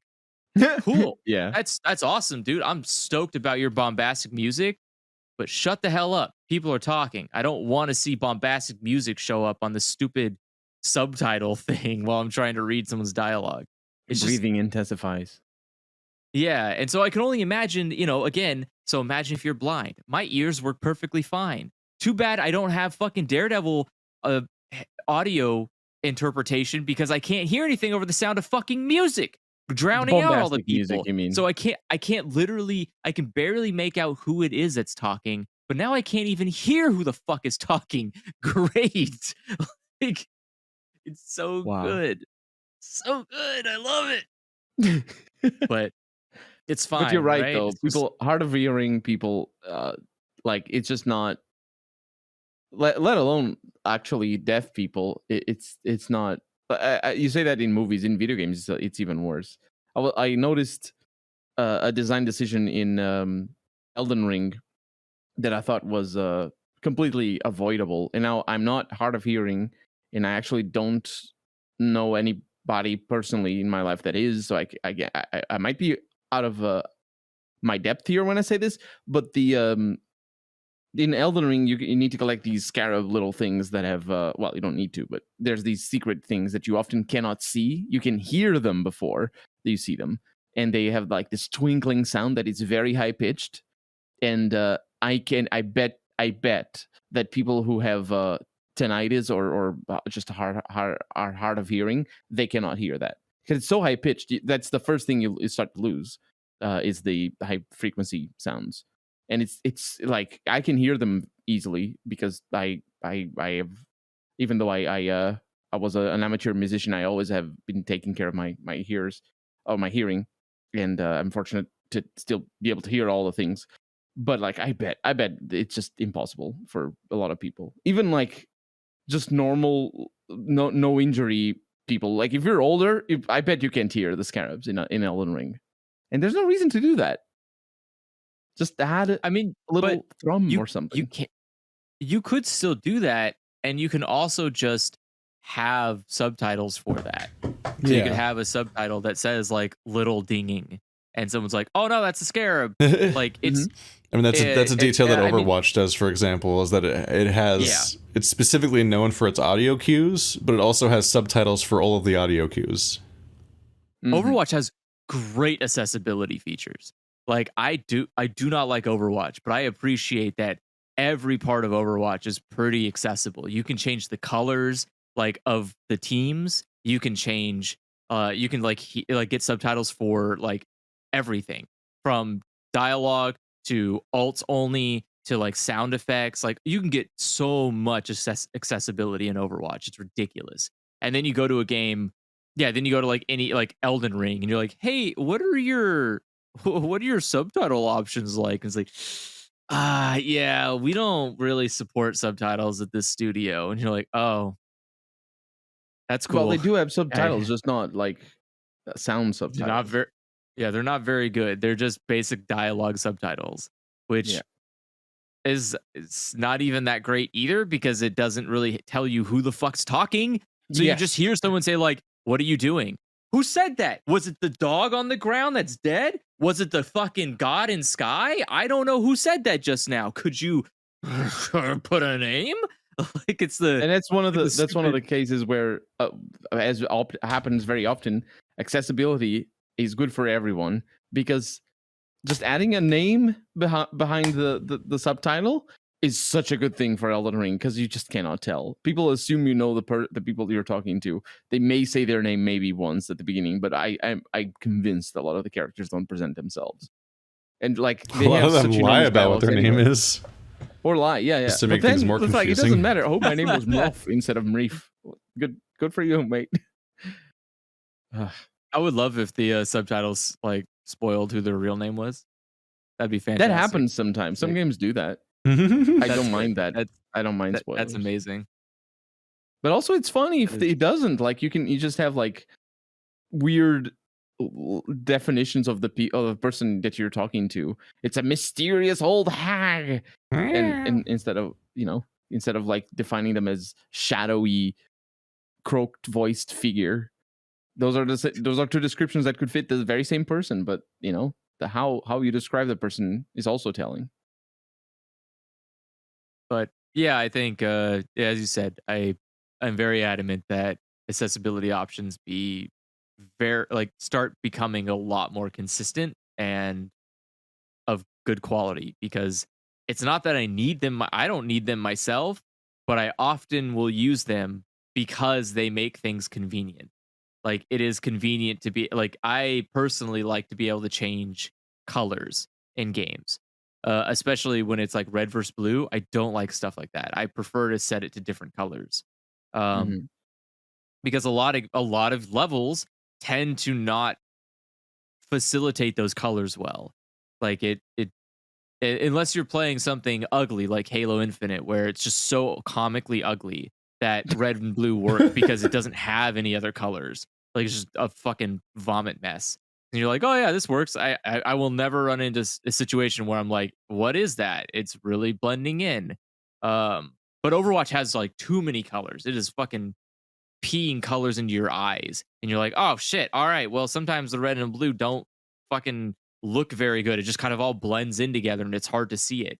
So I can change it to like a different color if I need to. Um, Green but and yellow. I don't know. Yeah, you can do green and yellow. You can do like purple and yellow is one I see a lot often. Um, it's just it's nice to be able to have that. I also would beg, please, like, just make a law, Congress, that you have to, when you release a video game and you have subtitles in your video game, that they are fucking on by default. Put subtitles Yes. on by default. I am so Yes, I done don't with this shit. understand. Where and I I know. hate it. I I only want this because, like, normally, so your first instinct hearing this viewer might be to like, why are you playing? Just go to settings and change it because some fucking games don't have settings options in the beginning. They just And start the also, fucking game and they don't have subtitles turned on, which means your yeah, stupid ass has to wait for a cutscene to finish, skip it if you want to, go to settings menu, turn on subtitles, quit the game, then start the game over again so you could have fucking yes. subtitles on the game. Why? And also, Why? we're Just making let's plays. We are allowed to complain about things like this because for let's plays, it's annoying.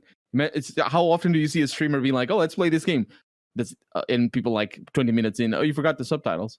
That's just common because all the games don't do that. They don't have subtitles on by default. And the thing is, it's not even just what you're referring to, Andrew. It's bothersome. Subtitles on by default is a good thing because more people will see subtitles, and that is a good thing. I mean, it is good that people learn to read. It's a very critical Yes. skill. You should learn it early on. I hear as a child, it's really helpful to learn how to read subtitles Especially because if you in your want to, brain, do school. yeah, Oh, yeah, the that read really helps. subtitles, you mean? Yeah, Yeah, read subtitles because not just read. Yeah, when you learn how, no, not just reading. I mean, you should. I hopefully your school teaches you how to read before you're allowed to even buy video games with money. How did you get a job if Mhm. you didn't go to school? That's yeah. concerning. But that's The what you said. Like it's helpful to help people how to read, and I was like, yeah, well, that's good. Yeah. But it does help with if you learn Reading to subtitles, yeah. read subtitles early on, it does help you being able to like read them quickly and retain the information faster, Mhm. without having to do the thing that most people end up doing, which is why like reading a subtitle or like pausing the thing to read a lot of subtitles and then be like, okay, and then unpause. And Mhm. I couldn't. I do that I with could not anime, imagine. but Yeah, I couldn't imagine doing that.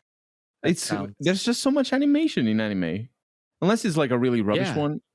It's just like people are like it's a background, a drifting background, and people just talking, and then I don't need to pause. Do you know Gotta the learn scene I'm referring gotta to, learn right? to When read. they don't have animation budget, they just put like a seagull or something in the background, and they Slowly talk for zoom 10 in on minutes. a painting or Yeah, out. they do that so often, or Also the known as same how animation video frame. essayists kill time in their videos. Hmm.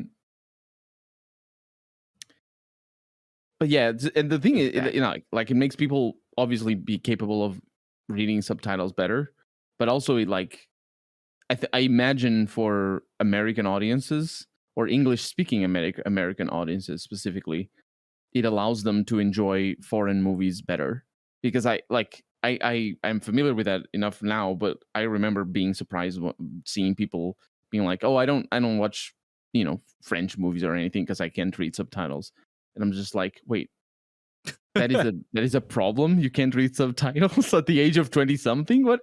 But then, yeah, obviously thinking about it, it's very obvious. I grew up reading subtitles because that's movies are all in foreign languages, and the ones that are not are Yeah. usually the ones for kids. These days, it's a little bit different. There's a lot more dubs these days than there were when I was growing up.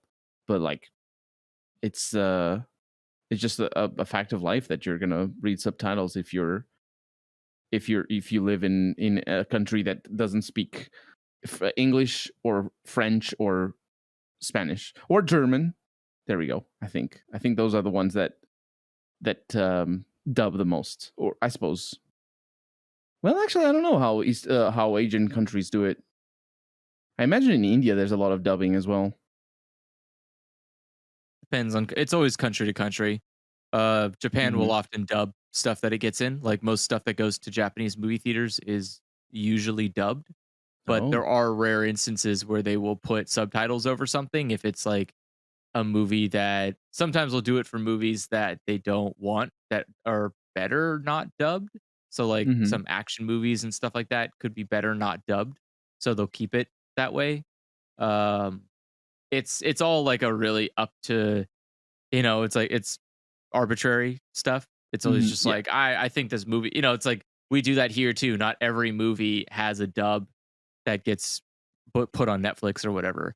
So some movies Hmm. on Netflix are just only in whatever its natural language is, and then you're like, yeah, but why did Squid Game get a, a fucking dub? Then that's weird, right? And it's like, no, like, but that one needs the dub because it would be hard to understand the concept of Squid Game without English or something. Translator notes. That's what we live it with. That's the thing that I started out with. It's Well, it's And just in watching anime, you just see that so often, especially if it's fan subs. There's just so very often people, even with simple things like itadakimasu or like what's the other one that's no, yeah, you'll that only see itadakimasu you'll only is see pro. yeah, you'll only see translator notes for subtitles in fan In translations. fan. They Yeah, don't yeah, show up it's true. in real translations I because know. again, they're not using subtitles; they're using like closed captions, basically. Or rewriting the whole thing Yeah, if and need anime be. is egregious with that on like any Yeah. streaming platform you watch anime on. It is bad subtitling. Like, just be ready for that. It's it's rough. Um, yeah, but it is what it is. No, it's not what it is. We need to fight it. Don't buy it. Uh, Don't I subscribe. I mean, I would love to. I personally am doing my part because I just don't watch live action stuff as much as possible because it always has bad subtitles. So, take that. My justification of not watching live action media is because you guys need to get your accessibility together. Um, disgusting Yeah. 3D people. Yeah. What's wrong with you guys? You guys don't know how to use subtitles? It's literally words, guys. You can't write words. How did you even make this It's stupid shit? literally You had to write words at some point. So do it again. it's Yeah. li- I'd be curious what the cost is to do proper subtitling. Like it's I know a person who does subtitling for Netflix here in Portugal. Uh oh yeah? Is it a yeah. decent paying job? Like are they Yeah, able well, to it's not, afford you eating know, food? it's not, yeah, it's better paid than uh than service jobs often are. But it's not like Okay. I mean, she's that's not good. rich. She's not That's like, yeah, rolling in it. well, no, I don't I'm not expecting the person to be buying like Lamborghinis, but I think as long as it sound to me they should be able to make enough money to like support a family with is like if you're doing translation, that's a pretty even subtitling, that's a pretty like exhausting job where you're trying to like time words uh, over a long video or multiple Mhm. videos. Like that's a pretty tough job. Um, And you need to pay attention as well because there's like if you do a subtitle for an episode, it's so much better if you do it for more episodes of the same series because you have context, you have style patterns and all that sort of stuff. So we tend to be rewarded for being consistent and paying attention to the show that you're doing. Translators disagreeing about the names of characters. Ugh. Oof. uh, Yeah, all of voice a sudden, actors disagreeing the name of characters is also really unfun. voice actors, yeah. Yeah, voice actors that they're clearly not in the same booth or not like being talked to by the same director or something. And you're like, okay, finally, someone's gonna say this name, and they're like, oh, it's Ziggly All right, cool. That's how you pronounce it. And someone's like Ziggly Bob. What the fuck? Who's right now? One of you is lying. Why did you It do happens so this? often in video games where it's just like, hey, I'm Mafferin. Hey, Mafferine, what's up? Yeah, and I'm pretty sure that Well, Deathloop has a scene where somebody gets uppity about the pronunciation of something, and then but it comes seconds after somebody else not pronouncing it that way. Oh, no. that's pretty good. And but that That kind of that sucks because in is. Japanese the pronunciation makes so much. It's so much more relevant how you pronounce things in Japanese than it is in English. I mean, So it's not that's as bad as that's Chinese, where Chinese you're like you could be saying crimes if you're not getting the name right. Like you got to be really careful about the way that you say someone's name. But I get the yeah, impression as well from the fact that so often Japanese surnames are single syllable. So I imagine there's got to be a lot of room for differentiation with simple sounds. I have trouble remembering Chinese names because of the single syllable. In my head, it's really difficult. well, because Chinese is tonal, and that's like Yeah, yeah. not to be rude, it's one of the worst types of languages. Like it is really frustrating. I'm No not like I'm not offense, like, I'm not trying to but I'm not trying to be mean. I'm just saying that tonal languages are very, They're very super mean difficult to learn. Yeah. languages. Yeah, like it's so hard to try and like, did I say like if you say something wrong, it's not just like mispronouncing the where you're like you're like, it's not the you idiot, it's the. When you say like, I don't even know Chinese words. If you say a word in Chinese a different way, it has a completely different meaning. Like Hmm. you could just be Japanese is like just that though as well, right? It has the it's the no, it's because so it's more Japanese words are Japanese words. You can just sound like an idiot saying it. yeah. If you Like don't say that's them right, usually how yeah, it yeah, works. yeah. Yeah, it's and that's those languages are fine. English is like that. Most languages are like that. If you just mispronounce something, someone looks at you funny and goes like, "Wow, you clearly have never said that word before." But in Chinese, someone could be like, "Wow, that was really rude." And you're like, "I don't even know what I just said to you then." Because I was trying to say this word, but I can't even say this word Just said because it I again. clearly know how to pronounce this word. Like that's the thing. Like it's just I don't like that. And I also don't like that they're spelt the same. That really upsets me. I don't like that Oh, it's there's like spelled I this. Oh spell my god! yeah, it's just Wow. again, it's tonal. So because it's tonal, you have to say it a certain way. It's like why would you do that? I don't like you. I don't like you at all. Isn't Just don't do that. Oh, I don't know actually know the origins of the Chinese language, the sort of imperial A lot of Chinese. war. A lot of war, and somebody was like, enough, let's just talk it out, and then made a language to talk it out about. And then And they maybe went to that's the war reason why again. it's God difficult. damn. Yeah, I figured they would. Maybe that's the reason why it's Yeah. difficult. It's just like an imposed thing. It's like it's like Hindu, I think. Is it Hindu in India that is like the de facto or the de jure official language, but a lot of people just I actually don't use. know. I don't know if I don't it's know what Hindu or language. if there's another one. Because I know a lot of India Indian apparently has people. 23 official languages. That's too Yeah, many. yeah, yeah. That is A lot way of too people many. just You speak pick 3 like or 4 languages normally because they have. yeah, like narrow it down to like 3 at max. I don't want 23. But That's it's too just many. so many regions in India. Have you looked at the map?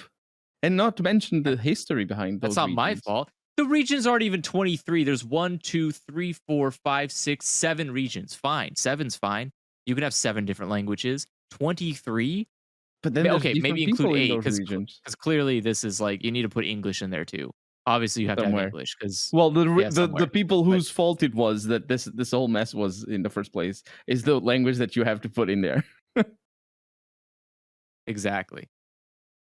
You always have to include English. It's law, right? The law, Um, well, it clearly is. it's Or international else. law. Every language must speak English or else. You're not Every allowed to come language to must the speak English. yes. Yes, every language must speak English. It's wild. I listened. I follow a Vietnamese guitar player on YouTube, and he just speaks exclusively in Vietnamese. Sometimes he includes subtitles, other times he doesn't.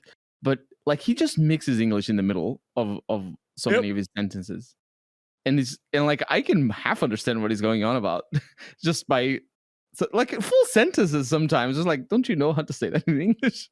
And I see that as Yeah, well in some people here in Portugal. Like people just say, like usually it isn't the language like full sentences, but especially expressions like whatever or nonsense. Those are words that people yeah. will use to just denote things, even though they exist in Portuguese. They're just, you know, I think that's just a habit of dual language speakers. Like yeah. if you speak 2 languages, you sometimes will just fluctuate between them depending on how fast your brain can call that word. Oh yeah, It just yeah, yeah. depends on like what is the you know like in you're trying to say a sentence and you're like, okay, I know all of the words, and one of them is just like English that one instead. Okay, continue on. The I've been really bad at that recently. For some reason, like every time I try to speak things in Portuguese, I miss words. Like earlier today, I couldn't say orange in Portuguese. I said a similar sounding word to orange because in Portuguese it's laranja, but which like it has the same origins and all that. But because in English I remember it by the start, the or start. Like that's where my brain is. So I was just speaking in Portuguese, and all of a sudden I couldn't remember the word for orange. I was like, I just said something else. I don't remember what it was, but it sounded like orange in English. It's just like I don't know yeah, how just to say say this. orange. You just gotta Just say like, again. Legally, but I wasn't. everyone has to speak English, so But I just say wasn't orange. speaking People English. Like understand you. I couldn't say the English word. I was just like my brain was That's toast fine. for a moment. You're just That's slowly fine. losing your home language. Yeah. All this Let's Playing. We're taking you Yeah, over. yeah. And not just and also my work. Like I was in France for a week and like speaking English and a little bit of French every once in a while, but just um, speaking English normally, no problem whatsoever. The moment I went to Britain and was surrounded by people speaking like English that I'm the accents are much more uh, what I'm accustomed to, I was just slipping Portuguese words for like yes and of course and things like that because I was just sort of in the mode. Okay, I'm home. I can speak normally now. And just like every once in a while, I was just like, yeah, see, of course. Wait, just like say English or rather Portuguese sentences every once in a while. And I would catch myself. I think it happened to me as well the first time I went to New York for some reason. I think Does England? is English They're an English native liars. speaker? Yeah, yeah. I was wondering if England says that they speak English, but they don't speak English. They're liars, and I don't Wait, they like don't have that. an I wish official they would language? change that. Is it like the US? The No, US well, they doesn't don't have a. speak English. English. They speak like UK English. It's a different English. When you go to like websites and stuff, they'll Oh have yeah. 2 different versions of English, and one will be UK English. But they keep lying and saying that they speak English. No, they speak UK English. Come on, don't be rude. No one's gonna Like, have any can't issues with just this part. you just can't negate our English. It's the English everyone else speaks. US English. No one speaks UK English. It doesn't make sense. I do wonder in what doesn't- way they even vary when the options do show up. Well, in Um, spoken language, it's a lot to do with the expressions and with just the idioms. It's probably mostly because UK uses pounds, so that's mostly why they probably have the secondary option for language, is because they'll change the money Oh, symbol they could do. from being USD money to being UK money. And not just in the metrics as well. They use metric for a lot of stuff. Oh yeah, that's true. Probably change the metrics too.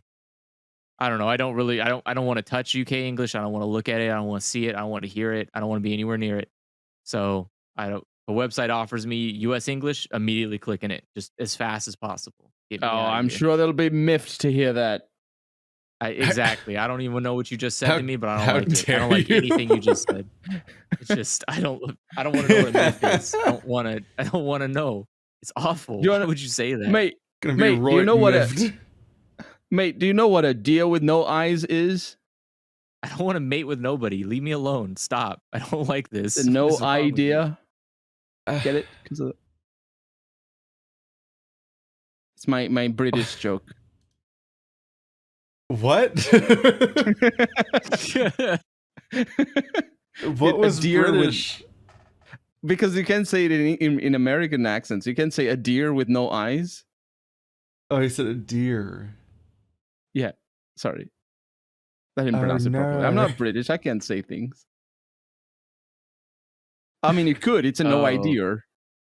You could, but So- it's like, So apparently one of the biggest differences is spelling. There's a lot of spelling yeah, that's a differences lot of that. between words in English. There's a lot or of like, extra U's. Yeah, Yeah, yeah. And and apparently, REs. well, and rightfully so. Americans have no interest in a lot of U's. We already got the one U that matters, the United in the United States. We don't need more U's than that. there's no So, U in US. Chill out. Wait, Yes, there's one U, exactly one U, and that's as many as we need. Some switched S's and Z's. and the REs at the end of like theaters and November. No, wait. I think I'm not sure how it is in November. But I know theater is Yeah, like they- théâtre. It's like from the French. It's French everywhere. Yeah, they He's a changed real- the IZE to ISE. The real universal language is French. Everybody speaks it. Actually, These that would be words. Latin. What? Probably the most influential of all. Because The the dead one. influential, yeah. And that's why that weird universal made up language Esperanto was so Latin-like in so many of his words. Do you guys know that? Wait, how is at a replacement for on? What? At Aunt? So it says, Wait. so American English, you would say, I'm going to a party on the weekend. But in British English, you would say, I'm going to a party at the weekend. Like the band? You're just going to a party at the band? What is wrong with you? Like, why are you doing that?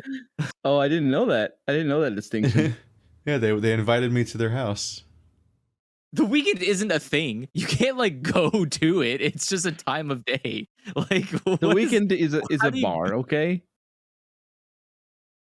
Probably. They just say like, what are you doing at Christmas? What do you mean at Christmas? Oh, yeah, at Christmas. That makes more sense, yeah. That makes more sense to me as well. Like, what do No. Americans say? on When Christmas? on Christmas. It's Oh. the day. What day? Where you are currently on Christmas, or what are you doing on Christmas? You know, the day that you're going to be on, not the day you're going to be at. No one's at a day. You're not fucking hashtagging it on Twitter. Leave it alone. You're not adding anything. Just you're on a day. But it's not. Christmas isn't a day. Christmas is a celebration. So when Of a you're day, at that celebration, but someone was well, not that's not correct. It's Don't you just say at a celebration of a day. celebration? Or do you say on a celebration? Those would be distinction between the day and the event. So I think it has more to do with what you consider Christmas to be. If I- it is a date, I then would it on makes sense. But if it is like I a would celebration, then you say- say at. It's like at your birthday, right? Do you say at your birthday? You're at your birthday. No, but that implies you would say on your birthday. yeah, but like if you say at your birthday, it implies there's a party going on, right? That implies you're at a place. Yeah. When you say at, you're at a place. You're like at a you're specifically at some yeah, place. I see what you mean. Yeah. It's just I don't know.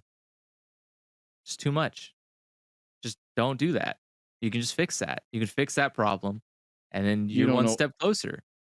You don't know the half of it between languages that from different Like, countries that sound similar What but is are not. this? The UK doesn't have particles for got. You just have get, got. Why would you do that? Just we have get, got, and gotten. Just gotten's fine. Gotten is a perfect word. You don't have to like get it confused. So now people say I've not got. Why? There's so many extra words. I don't want to do that. You don't say got, you say got.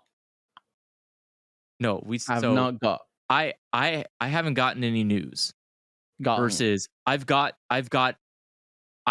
got any news. Why? That's so much. There's so much words. Don't speak less. No one wants to hear you. Speak less. Say less. That is the entire best part about English. Actually, you can say things less. What That are was you one of on the things about, that- mate? That was one of the things that I when I started learning English in school, the verb to have was always presented to me as to have got. And you would always say, I have got a banana rather than I have a banana.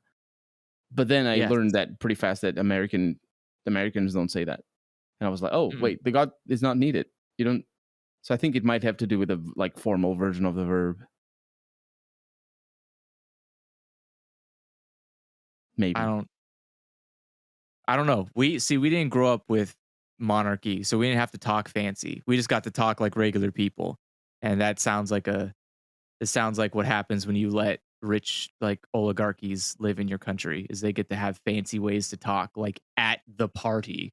I'm not adding a party. Gross. Get out of here. You're at a party though. No. You're not on a party. Wait, You're on a party. really? Always on a party. You're on a party? That doesn't sound right. No. No, if you're going someplace, He's you're going insane. if you're going someplace, I think you're you got going confused. on something. Yeah, you go on but if a you're- date if you at are- a place. If you are somewhere, you're at somewhere. But if it's so Nobody says on a party. That's insane. Yeah, yeah. but you say on Christmas. I was just saying You that say- at Christmas, you would like Oh, yeah. you would converge it to mean the celebration if it's at Christmas. Like it's not just on the date; it's at the celebration of Christmas. Do you know what I mean? No.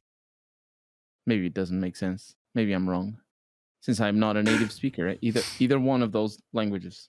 Before we started this episode, I joked about the prolonged semantics discussion that happens every episode.